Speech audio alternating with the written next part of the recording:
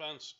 Here I am again, and the last time I did a video on retards was when I tried to explain that if you buy a very expensive camera with a lot of capabilities and you don't know how to use it, and the end result you sell as something that is true, then you're either a fraud or a retard.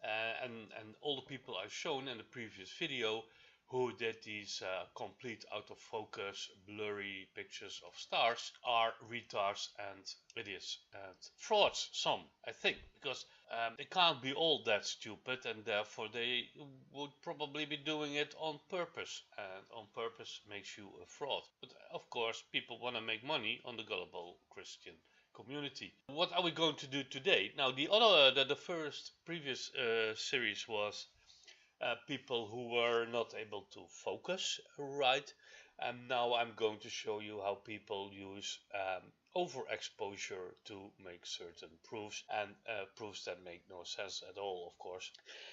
They are in the course, or yes, in the course of Flat Earth, and that already makes them stupid, because if we all know that clouds usually are never higher than 10 kilometers. The flat Earth, Sun and Moon should be around 3,000 miles or 4,500 kilometers. So the idea of having clouds behind the Sun is stupid already on a flat Earth. And that shows simply that if people come up with this sort of overexposed picture, which then is explaining that there are clouds behind the Sun, or some even have planes behind the Sun, or birds behind the Sun, to prove a close by near Sun, then they completely miss the point. On a flat Earth, if it was even possible a flat Earth, then the Sun should indeed be at least 4,500 kilometers high.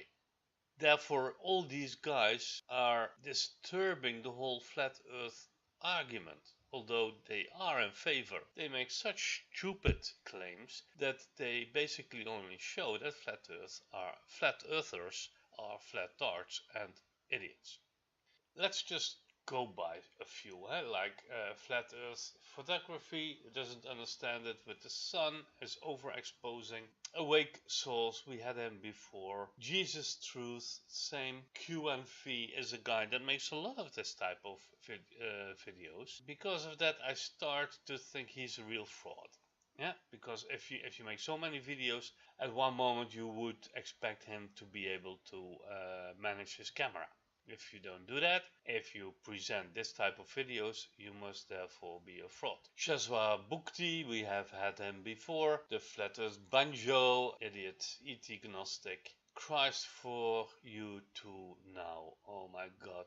The moon also can be overexposed people, like Gary Clark is showing, and Charles Walton is showing, and Jackie Lassiter is showing, and Good for All is showing.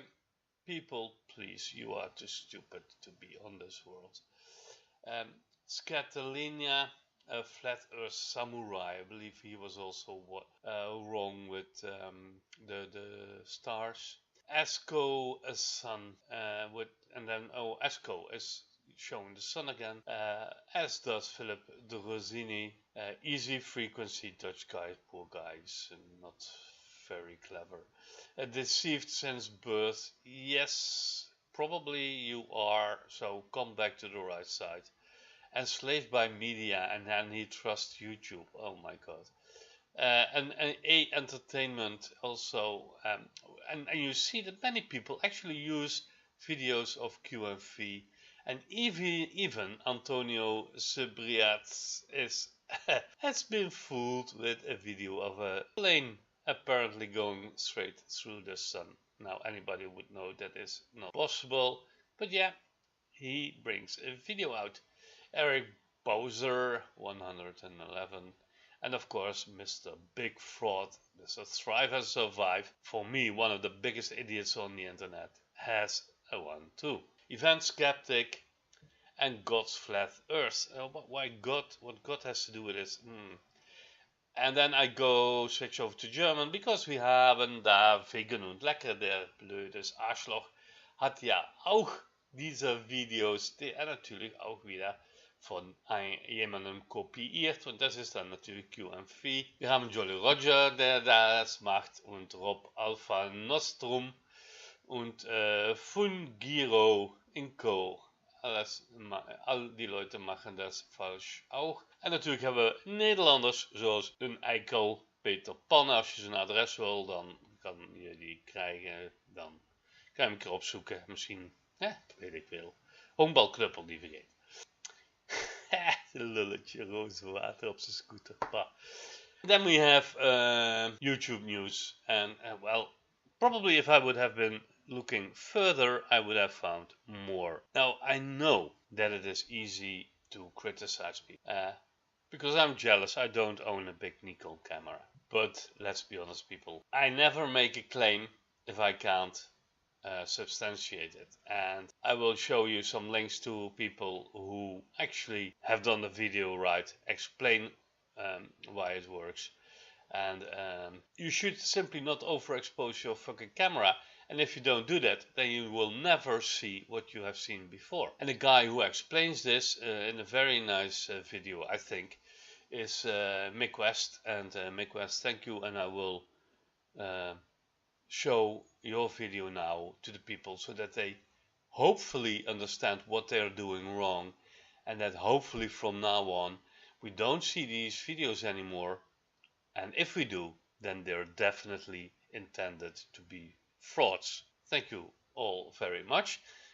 Don't forget after the video to subscribe. Still thank all my viewers and subscribers for a nice period so far. So thank you all, and have a look if you are interested how to prevent or in the explanation why all these videos are wrong by Mick West. Thanks. This is Mick West on Metabunk.org. I've been asked why clouds and wires and things sometimes appear to be behind the sun. Well, the reason is because the sun is so bright, it basically washes out anything that's in front of it that is partially transparent or is small enough or is out of focus enough that the sun's light basically goes through it or around it. And I can demonstrate that with this little setup I have here. Is a work light behind a board with some white paper simulating the sun, and I've got some old film strips and a small antenna to simulate clouds and cables.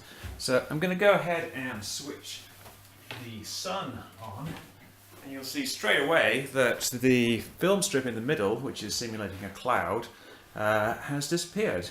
Where the sun is, it looks like it's going behind the sun, and the wire itself also similarly seems to be going behind the sun. Now I'm going to zoom in a bit to see what's a more typical video of the sun with things going behind it. And you see here there's the sun and the film strips are going behind it. Now if I adjust the focus so things are in focus, you'll see the antenna, which is a solid object, pops into visibility because it is actually blocking the light from the sun. However, you only see it if it's in focus. If you go slightly out of focus, it disappears. Come back into focus and there it is again. Now, it doesn't matter how much I focus, the film strip never pops into visibility. That's because the film strip is transparent, so no matter how much in focus it is, the sun's light is always going through it. Now I've got some other film strips on the side, and I'm going to move those over the film strip in the middle. And as I move them one at a time, this is the same thing as making a cloud more and more dense. You'll see that the film strip there, which is simulating a cloud, is becoming more and more visible. And when we've got 4 strips on, you can see that the cloud slash film strip now appears to be going in front of the sun. And you'll see that the edges of it are still washed out because they're a lot more transparent than the rest of it. But the solid dark parts of it appear to be going in front of the sun. So there you have it. The reason why things appear to be going in front of the sun is that the sun is so bright, and if something is transparent like a cloud and the sun is behind it, then it will look like it is going behind the sun when it is in fact in front of the sun. And with the smaller objects, it's more to do with them being in focus if the object is in fact not transparent. So there you go. This is Mick West, Metadebunk.org.